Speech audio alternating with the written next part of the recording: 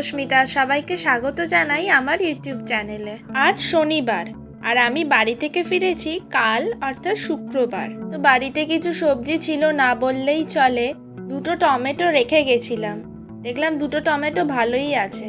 আর বাড়িতে একটু রাজমা ছিল, তাই ভাবলাম একটু রাজমাই বানিয়ে নিই।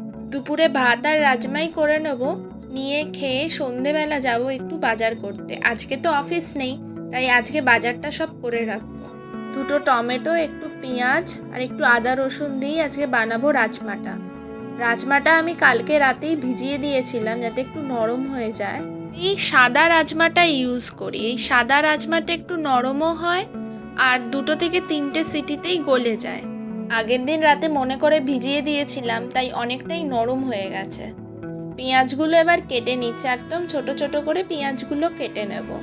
পেঁয়াজের পর এবার টমেটো, আদা রসুন এগুলো সব কেটে নেব আস্তে আস্তে।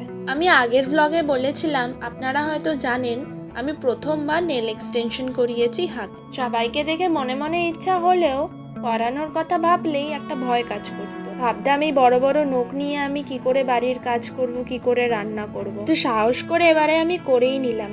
কিন্তু জানেন, প্রথম একটু অসুবিধা হচ্ছিল, কিন্তু এখন আর ওরকম মনে হয় না। এটা মনে হয় যেন আমার নিজেরই নখ। নেলটা করার পর প্রথম দিন মনে হচ্ছিল হাতটা খুব ভারী ভারী, তারপর এখন ওটাই অভ্যেস হয়ে গেছে। কথা বলতে বলতে কতটা কাজ হয়ে গেল।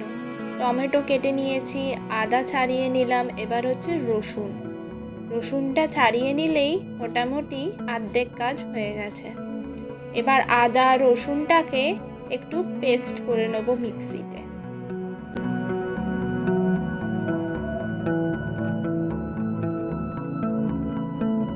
চলুন এবার রান্না শুরু করা যাক। আমি রাজমাটা প্রেসার কুকারেই করি। মশলাটা কষিয়ে নিয়ে একদম একেবারে সিটি দিয়ে নিই। প্রথমেই তেল দিয়ে দিচ্ছি, আমি রাইস অয়েল তেল ইউজ করেছি। এবার তেলটা গরম হয়ে গেলে গরম মশলাগুলো দিয়ে দেবো, যেমন এলাচ দেব, দারচিনি দেব, লবঙ্গ দেব। এগুলো দিয়ে খানিকক্ষণ একটু গরম করে নেব। তারপর এর মধ্যে পেঁয়াজটা দিয়ে দেবো। পেঁয়াজটাকে একটু ভালো করে অনেকক্ষণ ধরে ভাজতে হবে। দাঁড়ান, হাতাটা একটু ছোট হয়ে গেছে, হাতে গরম লাগছে, দাঁড়ান খুন্তিটা নিয়ে আসি। আমার মা বলে পেঁয়াজ ভাজার ওপরই নাকি খাবার টেস্ট ডিপেন্ড করে। পেঁয়াজ যত ভালো করে ভাজা হয় খাবারের টেস্ট তত ভালো হয়। এবার আদা রসুন বাটাটা এর মধ্যে দিয়ে দিলাম। এবার এটাকে একটু কষিয়ে নেব যতক্ষণ না কাঁচা গন্ধটা যাচ্ছে। তারপর টমেটোটা দিয়ে একটু নুন দিয়ে এটাকে চাপা দিয়ে দেবো। টমেটোটা পুরোপুরি গলে যাওয়ার পর তারপর এর মধ্যে মশলা দেব। টমেটোটা গলে গেছে আর তেলও বেরিয়েছে। এবার এর মধ্যে মশলা দেব। একটু ধনে গুঁড়ো দিয়েছি আর একটু স্বাদ মতো লঙ্কা গুঁড়ো দিয়ে একটু কষিয়ে নিয়ে এর মধ্যে এবার ভিজিয়ে রাখা রাজমাগুলো দিয়ে দেবো। রাজমা রান্নায় আমি জিরে গুঁড়োটা ব্যবহার করি না, শুধু ধনে গুঁড়ো আর লঙ্কা গুঁড়ো দিয়েই খেতে খুব ভালো হয়। এই যে রাজমাটা কষিয়ে নিয়ে জল দিয়ে দিয়েছি। এবার প্রেসার কুকারটা বন্ধ করে 3টে সিটি দিয়ে নেব।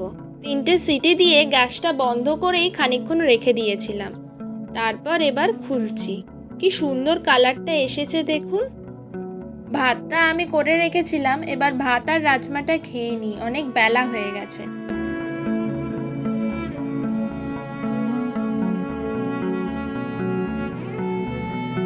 সন্ধে হয়ে গেছে, এবার বেরিয়েছি একটু বাজার করতে।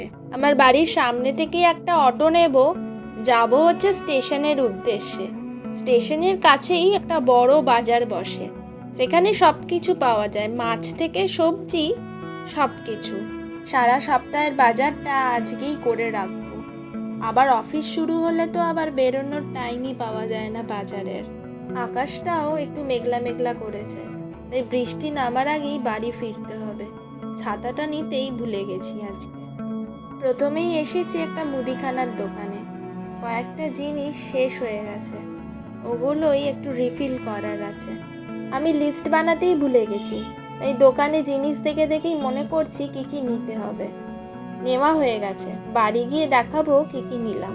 এবার যাচ্ছি একটু মাছের বাজারে। দেখুন কি বড় মাছের বাজার বসে এখানে। অনেক ঘুরে ঘুরে এখানে অনেক জ্যান্ত মাছ পেলাম, তাই ওই একটা বড় সাইজের জ্যান্ত রুই নিচ্ছি। মোটামুটি আমার গোটা সপ্তাহটা চলে যাবে। দেখুন মাছগুলো কীরকম লাফাচ্ছে। এই মাছের জলেই আমি প্রায় অর্ধেক ভিজে গেলাম। আর দাদা মাছটা ছাড়িয়ে দিচ্ছে আমাকে ভালো করে। পেটি নেব না, বলেছি সব মাছ ওই চাকা করেই কেটে দিতে। মাছ নিয়ে নিয়েছি, এবার যাব সবজির দোকানে। সারা সপ্তাহের বাজারটা আজকেই মোটামুটি করে নেব। বাড়িতে তো প্রায় কিছুই নেই, তাই সবই আজকে একটু একটু করে নিয়ে নেব। মোটামুটি সবই নিয়ে নিয়েছি, বাড়ি গিয়ে দেখাবো কি কি নিলাম। এবার ব্যাগটা বেশ ভালোই ভারী হয়ে গেছে। চলুন বাড়ি যাওয়া যাক। বাড়ি যাওয়ার পথে এই একটা দোকান দেখলাম, কি সুন্দর দেখুন ঠাকুরের জামা কাপড় পাওয়া যাচ্ছে।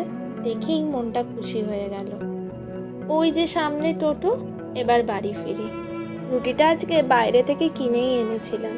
দাঁড়ান, এবার বড় ওই সবজির প্যাকেটটাকে বার করি।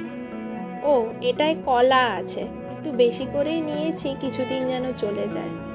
এবার ওই সবজির প্যাকেটটা বার করি। কি ভারী দেখেছেন এটা।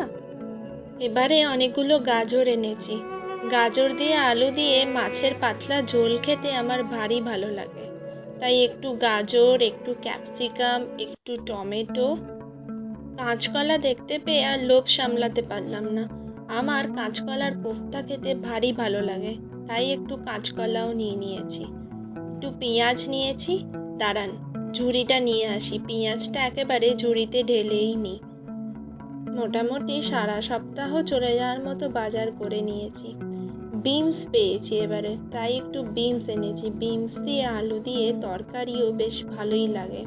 এছাড়াও মুদিখানার দোকান থেকে একটু নুন, ধনে গুঁড়ো, জিরে গুঁড়ো আর একটু গুড় কিনেছি।